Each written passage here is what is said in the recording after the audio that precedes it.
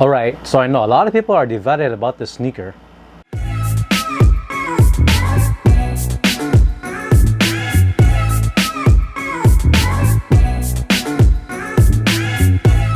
What's up everybody, aloha, welcome back to the channel. If you're new, I'm Steven, and today I'll be doing a review of the Air Jordan 4 Bred Reimagined.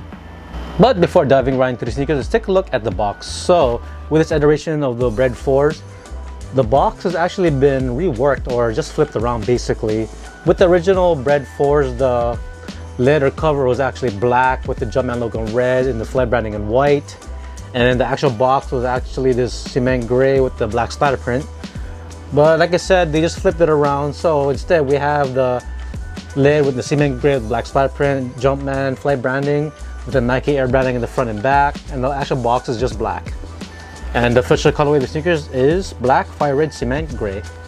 Alright, so here it is, the Air Jordan 4 Bred Reimagined.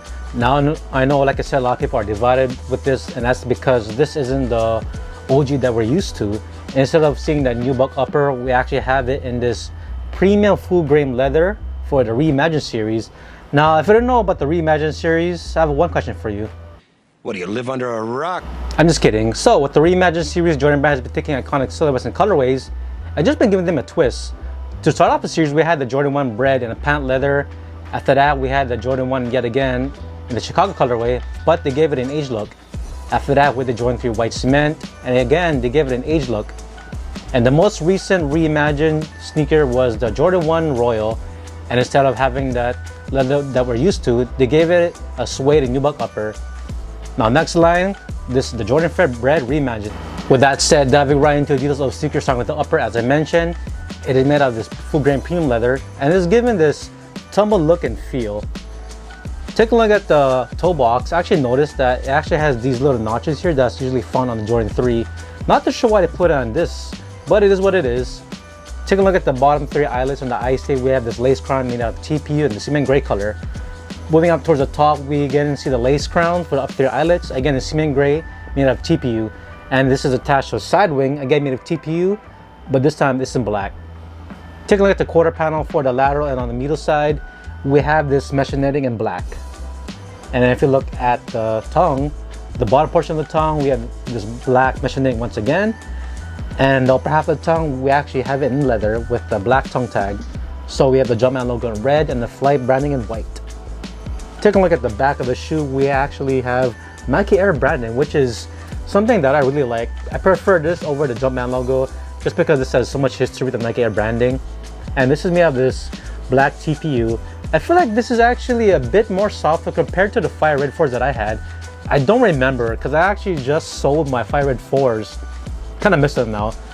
But I did sell them just so I could have room and some money for the military blues that released this summer.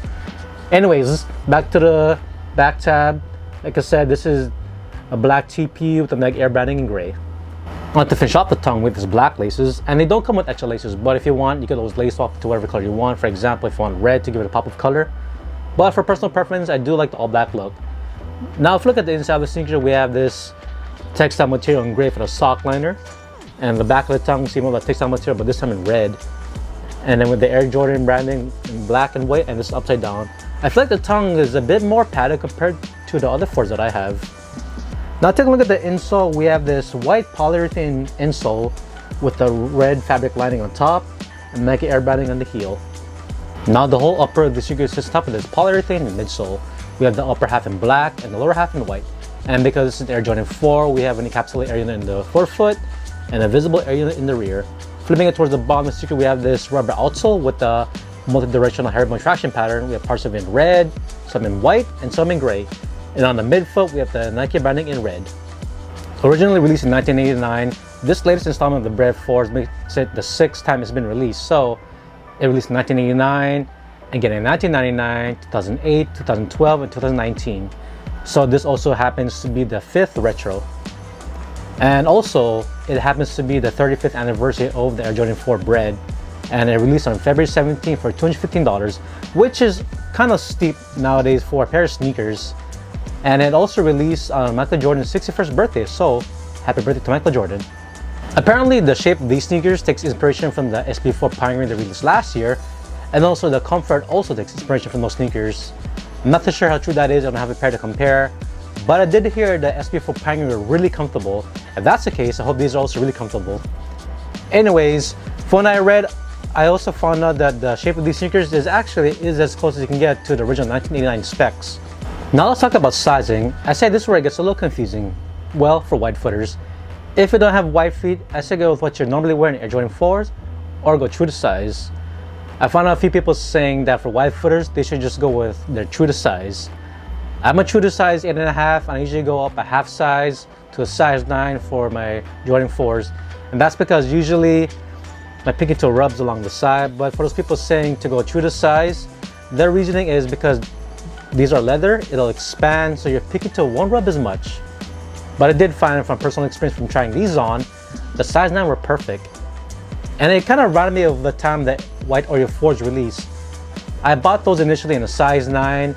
I used to think a size 1 was just a little bit too big. I traded in for an 8.5 with someone locally. And after wearing them once, I found out the 8.5 was way too tight for me. My pinky toe was so uncomfortable. Unfortunately, I wasn't able to trade again for a size 9, so I just had to sell them. Which was a bummer. I actually like those white Oreo 4s. So this kind of reminds me of it just because they are leather. So for wide footers, I say go a half size up. And for non-wide footers, just go true to size. On the topic of leather, what do you guys think of these? Did Nike and Jordan Brand mess up? Let me know what your opinions are in the comments below. Do you prefer these, or do you prefer the original that has a nubuck? Or do you like both? Me personally, I don't have a pair of the nubuck ones, but I do say that the leather in these are actually really good. When they say it is made of premium leather, I actually think that these are premium. Really nice feel. I say they are buttery. Nice tumbled look and feel, as I mentioned before. Like, these are really soft. I wish a lot of the Jordan sneakers came with this kind of leather, but you know, pricing will probably go up if that happened. I have no problem with these. I really like the leather. And as I mentioned, these remind me of the white Oreo 4s.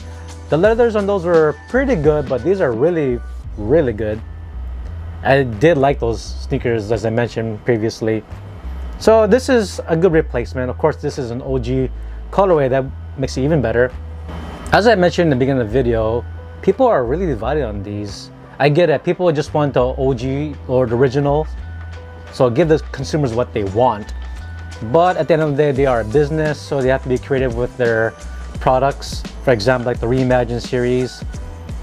But the reasonings with the people that don't like these, sometimes it doesn't really make sense. I know these are leather, so I'm gonna be like, oh, it creases more, and it got me thinking, isn't that the reason? It's to wear your sneakers? They will crease regardless.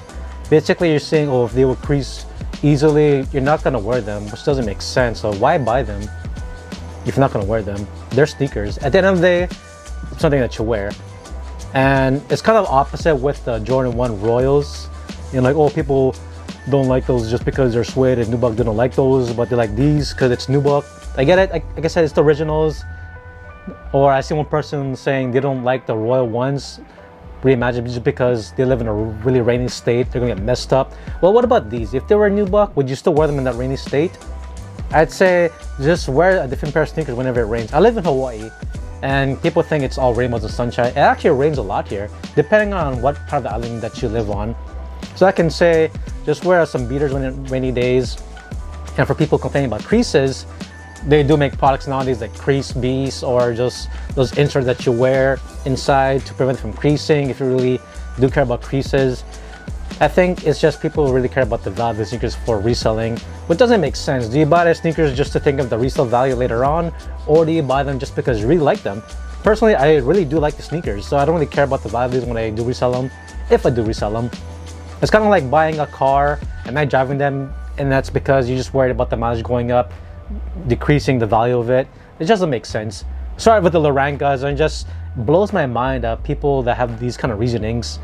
I feel like this would trigger some people, but it is what it is. One good thing about these being leather is the fact that these are actually easier to clean compared to nubuck and suede. I think Nike and Jordan Brand did a really great job in these. Now, are these my favorite of the Reimagined line? Maybe. I feel like it's tied with the Chicago one Lost and Found. With these, I do like the material just because the quality is amazing on the leather. with the Lost and Found, I do happen to like the backstory. I feel like that might be hard to beat, the backstory, but this is like a close tie with the Lost and Founds. Alright, so with that out of the way, let's put these on and show what they look like on feet.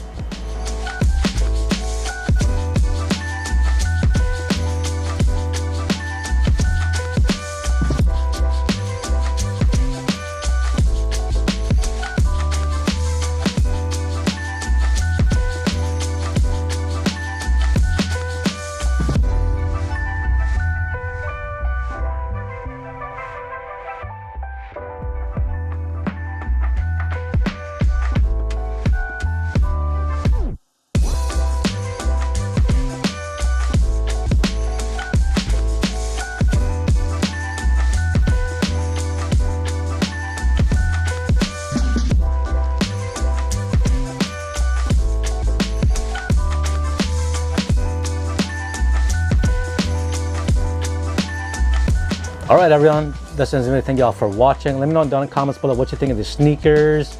And what should Jordan Brand do next as far as the Reimagined series? Maybe a pair of Jordan 11s? That'd be really cool.